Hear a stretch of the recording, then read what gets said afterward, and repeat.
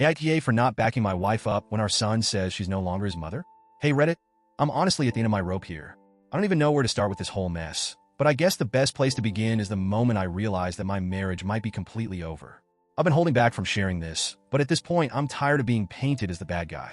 I need an outside perspective because the people around us, her friends mainly, seem convinced I'm the asshole here.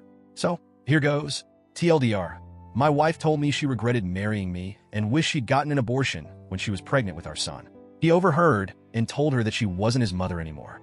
Now she wants me to make him talk to her again, but I don't think it's my place. AITA, my wife, Jane, and I met in college. Back then, she was this driven, ambitious girl who had her whole life planned out.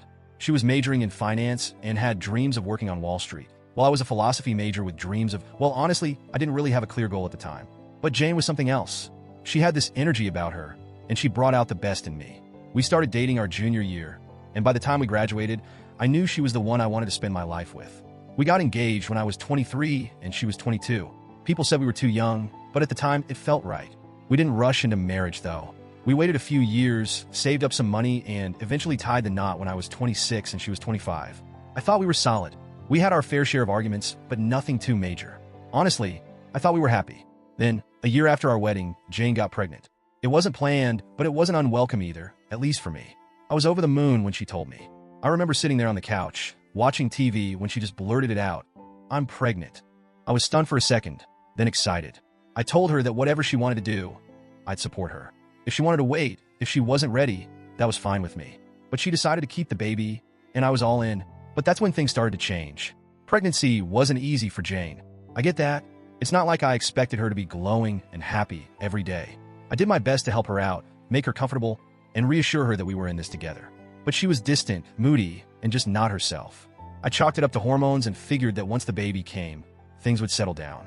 Spoiler alert, they didn't. When Jack was born, it was like a switch flipped for me. I loved that kid from the moment I laid eyes on him. He was perfect. Jane, on the other hand, didn't seem to feel the same. She was tired, frustrated, and seemed disconnected from both me and Jack. She was diagnosed with postpartum depression, PPD, which I understood, at least as much as a guy can. I encouraged her to seek therapy, to talk to someone, but she refused. She insisted that she didn't need help, that she'd get over it on her own. But she never did. The first couple of years after Jack was born were brutal. I was doing everything, working full-time, taking care of Jack, paying all the bills, and trying to keep our marriage afloat. Jane didn't want to go back to work, even though I told her it was an option.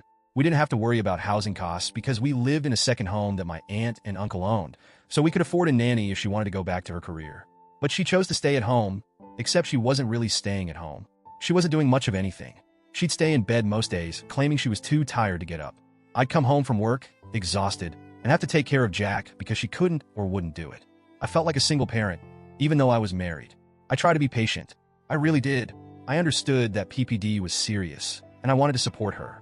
But after 2 years of this, 2 years of her refusing to get help and leaving me to do everything, I started to resent her. We fought constantly. I told her that I couldn't keep doing this, that something had to change. She needed to get help or go back to work or something, anything to contribute. But she wouldn't listen. Finally, I gave her an ultimatum. Either she got help or I was done. She ended up going back to work, but not in the career she had trained for in college. Instead of pursuing finance like she'd always dreamed of, she took a job at a local cigarette shop. At that point, I was so emotionally checked out that I didn't even care. At least it was something. By the time Jack was 5, our marriage was basically dead. We weren't intimate anymore. We barely talked unless it was about Jack. We were like roommates who happened to share a child. I tried to keep things civil for Jack's sake, but it was hard. He was starting to notice the tension between us, and I didn't want him growing up in a toxic environment. Despite everything, Jack turned out to be a great kid. He was smart, independent, and intuitive. He could tell that something was off between me and Jane, even when we tried to hide it. He started to pull away from her, preferring to spend time with me or his friends.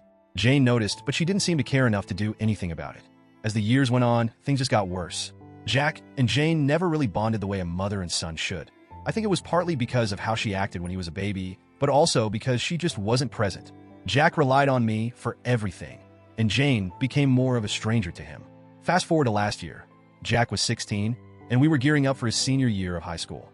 He was excited about college, and I was proud of the young man he had become. Jane and I were still living in this limbo of a marriage, just waiting for the day when Jack would leave for college, so we could finally pull the plug on this whole thing. A few months ago, Jane and I got into one of our many arguments. It started out like all the others, me telling her that I was done, that as soon as Jack went to college, I was filing for divorce. She called me worthless, said I'd never been a good husband, and then dropped the bomb. She regretted ever marrying me, regretted getting pregnant, and wished she had gotten an abortion when she had the chance. I don't know if she thought Jack wouldn't hear her, but he did.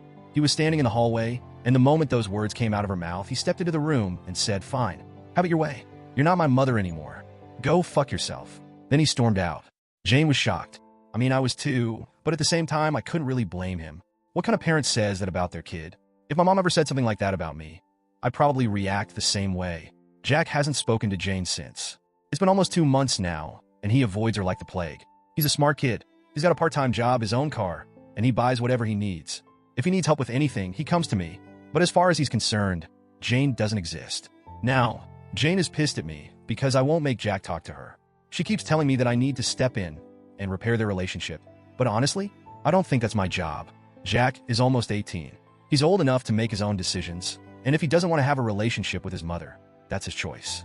I'm not going to force him to forgive her, especially after what she said. I told Jane that we're done, that I'm leaving once Jack goes to college. She knows it's over, but now she's acting like it's my fault that Jack won't talk to her. I told her that maybe she shouldn't have said what she said if she wasn't ready to deal with the consequences. Of course, her friends are all on her side. They've been harassing me, saying I'm a terrible husband and that I should have backed her up when Jack said she wasn't his mother anymore. But why should I? She said some awful things, and now she's facing the fallout. It's not my job to fix this. I don't know, Reddit. Am I the asshole for not stepping in and making Jack talk to her? Update. First off, thanks to everyone who took the time to read my post and share their thoughts. I didn't expect to get so many responses, and I appreciate the support and even the tough love that many of you gave me. A lot of you asked for more context about Jane's side of things, and I've been thinking about it a lot over the past few days. To be honest, I don't know if Jane ever really wanted to be a mom. I think she got swept up in the idea of it when she first got pregnant, but once Jack was born, reality hit her hard. The postpartum depression played a huge role in all of this, and I wish she had gotten the help she needed back then. I tried to be supportive, but I realize now that there were things happening beneath the surface that I couldn't fix on my own. It's not like Jane was always a bad mom. There were times when she tried. She'd cook dinner, help Jack with his homework, and even take him out for ice cream sometimes. But those moments were rare. Most of the time, she was distant, wrapped up in her own struggles, and Jack picked up on that. Since my original post, Jane has been trying to reach out to Jack. She's apologized a few times, but Jack isn't ready to hear it. I've told her that it's going to take time, and she can't force him to forgive her. She seems to understand that now, but it doesn't make things any easier. As for me, I'm still planning on leaving once Jack goes to college. This marriage has been dead for a long time, and I don't see any point in dragging it out. Jack is my priority right now, and I want to make sure he's okay before I make any big moves.